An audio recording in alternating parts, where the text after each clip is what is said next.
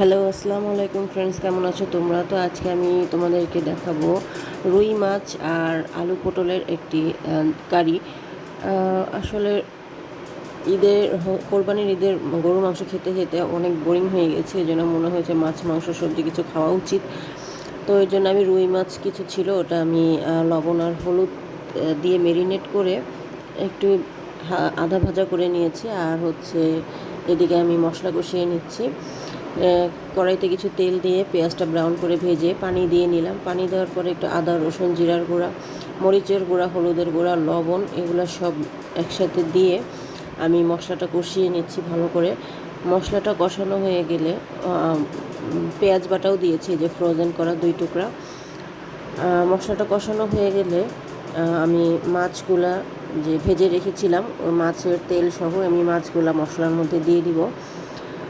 মাছগুলো মশলার মধ্যে দিয়ে দেওয়ার পরে মাছগুলো ভালো করে কষিয়ে নিব, একটু পানি দিয়ে নিব।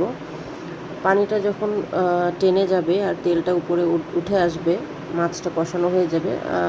মিনিমাম 10 মিনিটসের মতো সময় লাগবে। একটু মিডিয়াম লো হিটে একটু কষাতে হবে, তাহলে মাছের মধ্যে কি হবে, মশলাটা ভালো করে ঢুকবে, লবণটা ঢুকবে। তো আর মশলাটার মধ্যে মাছের ফ্লেভারটাও খুব ভালোভাবে ছড়াবে, যেটা যখন আমি তরকারিটা রান্না করব তখন তরকারির মধ্যে এই ফ্লেভারটা মিক্সড হয়ে যাবে। তো এখন আমার মাছটা কষানো হয়ে গেছে, দেখতে পাচ্ছ তেলটা উপরে চলে আসছে। তো এখন আমি মাছগুলো তুলে নিলাম। মাছগুলো তুলে নিয়ে এখন আমি আলু দিয়ে দিলাম, এরপরে পটল, এগুলা দিয়ে মিক্সড করে নিলাম। ভালো মতো মিক্সড করে হওয়ার পরে একটা বেগুন কেটে দিয়ে দিলাম। বেগুনটা দিলে হবে কি, এটা একটু গ্রেভিনেসটা আসবে, খুব বেশি না, হালকা, তো খেতে অনেক বেশি মজা হবে। তো এটার জন্য বেগুনটা অ্যাডজাস্ট করলাম। আচ্ছা, এটার পরে আমি তরকারিগুলো ভালো করে একটু নেড়ে চেড়ে মশলার সাথে ভালো করে মিক্সড করে নিলাম। মিক্সড করে নেওয়ার পরে আমি ঝোলের পানি দিয়ে দিব। এমনভাবে আন্দাজ করে পানিটা দিব, যে যেরকম ঝোল খেতে চান সেভাবে দিয়ে দিতে হবে, যেন সেদ্ধও হয়ে যায়। আবার যে যেরকম ঝোল খেতে চান, খুব বেশি ঝোল রাখলে এবার মজা লাগবে না, আবার খুব টানিয়ে ফেললেও ভালো লাগবে না। মিডিয়াম সেদ্ধও হয়ে যাবে, যেন ঝোলটাও মোটামুটি থাকে, ওভাবেই করে আন্দাজ করে দিতে হবে। তো আমি পানি দিয়ে দিলাম, ঝোলের পানি, আর কিছু ফ্রোজেন করে রাখা টমেটো মিক্সড করে নিব। আর 4-5টা কাঁচামরিচ আধা ফাড়া করে দিয়ে দিব।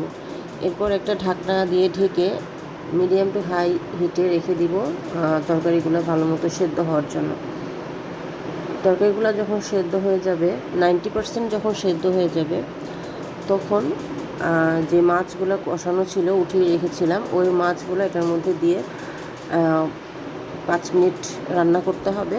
এরপরে দিয়ে দিব লেবুর রস। লেবুর রসটা দিলে হবে কি, মাছ বা তরকারি যে কাঁচা একটা গন্ধ আসে ওটা আর থাকবে না, আর অনেক ভালো একটা টেস্ট আসবে। তো এভাবে আমি সবজি আর মাছ একসাথে রান্না করি, খেতেও অনেক মজা লাগে, টেস্টি হয় রান্নাগুলা, মাশাল্লাহ। তো এই যে মাছগুলো দিয়ে দিলাম। তো এখন অলমোস্ট আমার রান্না শেষ। মাছগুলো 5 মিনিটের জন্য আমি তরকারির সাথে একটু রান্না করে নিব, লেবুর রস টস মিক্সড করে। এরপর আমি তরকারিটা নামিয়ে সার্ভ করব। খেতে কিন্তু অসাধারণ লাগে। একভাবে গরু মাংস খেলে স্বাস্থ্যের জন্য কিন্তু ক্ষতিকর, আবার খুব অভুক্তিও লাগে। তো একটু গ্যাপ দিয়ে ওকে মাছ, মাংস, সবজি, শাক এগুলা খেলে কিন্তু স্বাস্থ্যের জন্যও ভালো, আবার টেস্টটাও চেঞ্জ হয়।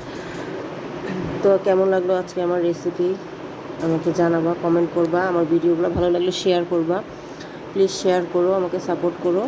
ভালো থাকো সবাই, সবাইকে আল্লাহ ভালো রাখো, আমার জন্য দোয়া করো। আল্লাহ হাফেজ।